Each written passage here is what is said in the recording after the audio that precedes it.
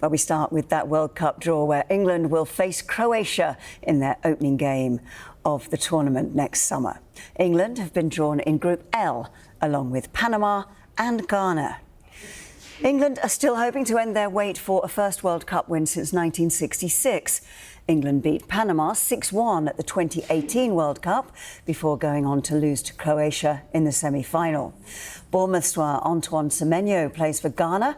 They're ranked 72nd in the world and haven't qualified for the upcoming Africa Cup of Nations. England will face Croatia on June the 17th in either Dallas or Toronto. Their second match will be against Ghana on June the 23rd in Toronto or Boston. And England will face Panama in their final group game on June the 27th in Philadelphia or New Jersey.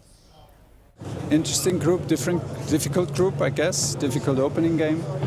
Then we have Panama that I don't know so much about at the moment, but they are ranked 30th in the world. So this by itself should tell us already that it's not easy. And then we have Ghana, who are regulars in World Cups, play with Kudus and Semenyo, who are like well-known top players of the Premier League. So I think overall very difficult group that we got. Thomas, what do you think about the...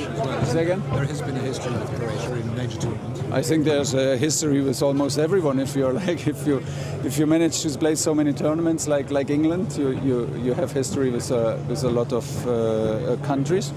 But it's a big opening game for the both of us.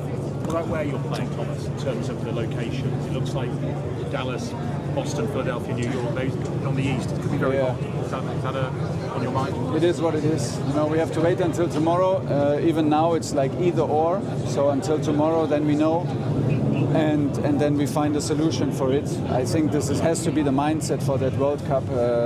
Not everything can be perfectly planned. We have to come up with solutions once we know the facts. Now we know the opponents. Tomorrow we know where we play, the locations, and then we need to come up with the best plan to be prepared.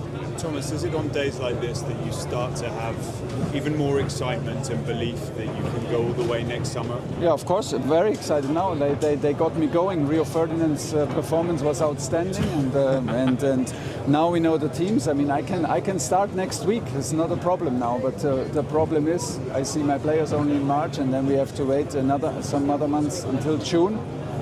And I just said it to your colleagues. I play tournament football only in Champions League on club level, but you cannot get carried away with building your way and whom you're going to meet, if you win the group, if you're second, whatever.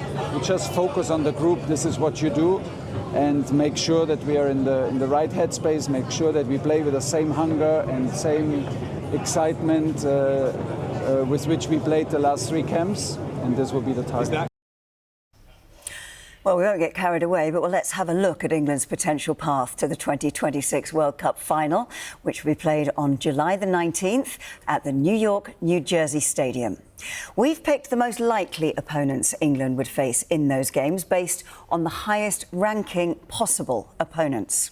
So in the last 32, they'd play a third-place team in Group E, H, I, J or K.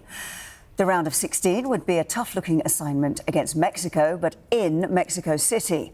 And then a really tough quarter-final against Brazil before a potential semi against Argentina, and then a final against Spain. However, if England are runners-up in Group L, first they'd take on Colombia, followed by Spain in the round of 16. Belgium would be next in the quarter-finals before a semi-final with France, and then the final could be against the holders, Argentina.